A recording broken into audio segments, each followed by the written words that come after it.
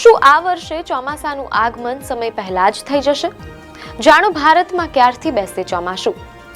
શું વર્ષ 2026નું ચોમાસું ખેડૂતોની આશા પર પાણી ફેરવશે કે પછી વાવણી માટે આશીર્વાદરૂપ સાબિત થશે? જાણો ગુજરાતમાં ક્યારે બેસે ચોમાસું અને કયા જિલ્લાઓથી થશે મેઘરાજાની ધમાકેદાર એન્ટ્રી. નમસ્કાર દર્શક મિત્રો, ધ લોકસત્તા શોમાં આપનું સ્વાગત છે. શું આ વર્ષે ચોમાસાનું આગમન સમય પહેલા જ થઈ જશે? જાણો ભારતમાં ક્યારથી બેસે ચોમાસું. શું વર્ષ 2026નું ચોમાસું ખેડૂતોની આશા પર પાણી ફેરવશે કે પછી વાવણી માટે આશીર્વાદરૂપ સાબિત થશે? જાણો ગુજરાતમાં ક્યારે બેસે ચોમાસું અને કયા જિલ્લાઓથી થશે મેઘરાજાની ધમાકેદાર એન્ટ્રી. ખેડૂતો જેની આખું વર્ષ આતુરતાપૂર્વક રાહ જોતા હોય છે, તે ચોમાસાને લઈને આ વર્ષના સૌથી મોટા સમાચાર સામે આવી રહ્યા છે.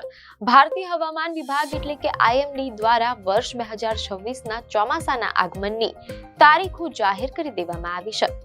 દેશભરમાં કાળઝાળ ગરમી અને અસહ્ય ઉકળાટ વચ્ચે સામાન્ય જનતા જ્યારે વરસાદની આશા રાખીને બેઠી છે, ત્યારે હવામાન વિભાગની આ આગાહી અત્યંત મહત્વપૂર્ણ માનવામાં આવી રહી છે.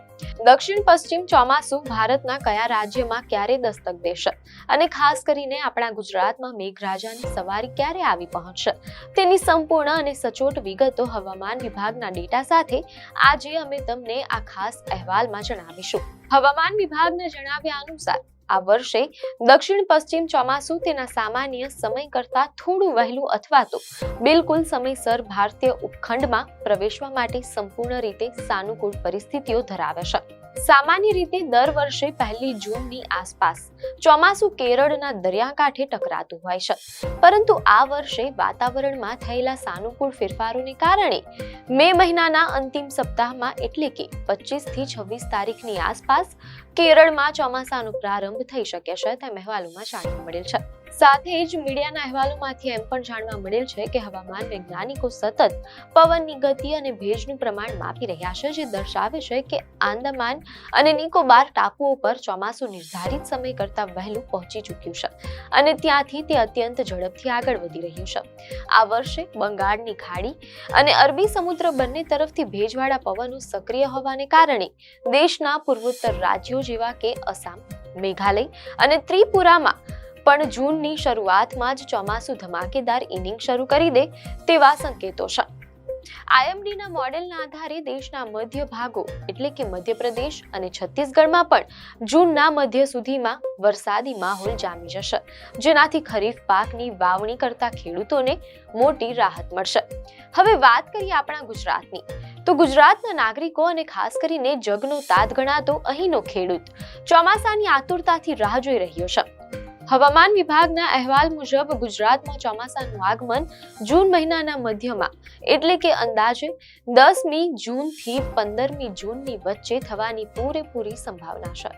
જો કે ચોમાસાના મુખ્ય પવનો ગુજરાતમાં પ્રવેશે તે પહેલા જૂનના પ્રથમ અને બીજા સપ્તાહમાં રાજ્યના અનેક વિસ્તારોમાં આ પ્રી મોન્સૂન એક્ટિવિટી દરમિયાન દક્ષિણ ગુજરાત અને સૌરાષ્ટ્રના દરિયાકાંઠાના વિસ્તારોમાં વાવાઝોડા સાથે હળવોથી મધ્યમ વરસાદ વરસી શકે છે, જે લાંબા સમયથી ચાલી આવતી કાળઝાળ ગરમીમાંથી લોકોને આંશિક રાહત આપશે.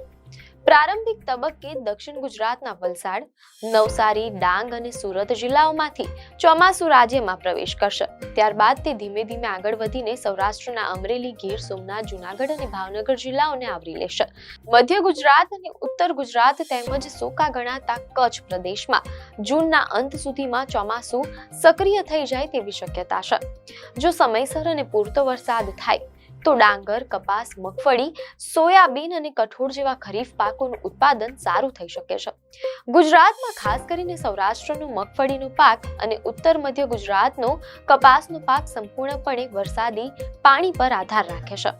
સારો વરસાદ થવાથી જમીનમાં ભૂગર્ભ જળના સ્તર ઊંચા આવશે અને રાજ્યના નાના મોટા ડેમો તેમજ જળાશયોમાં પાણીની આવક વહેલી શરૂ થશે, જે આગામી શિયાળા અને ઉનાળાના પાક માટે તેમજ પીવાના પાણીની સમસ્યાના કાયમી ઉકેલ માટે અત્યંત જરૂરી છે. જો કે વહેલા ચોમાસાના આનંદની વચ્ચે હવામાન વિભાગ IMDએ એક ચિંતાજનક આર્થિક સંકેત પણ આપ્યો છે. પ્રશાંત મહાસાગરમાં અલ નીનોની સ્થિતિ મજબૂત થવાના કારણે આ વર્ષે 2026નું ચોમાસું એકંદરે સામાન્ય કરતા નબળું રહેવાની આશંકા છે. આપને માહિતી સારી લાગી હોય તો વિડીયોને લાઈક અને શેર કરજો, ચેનલને સબસ્ક્રાઇબ કરજો.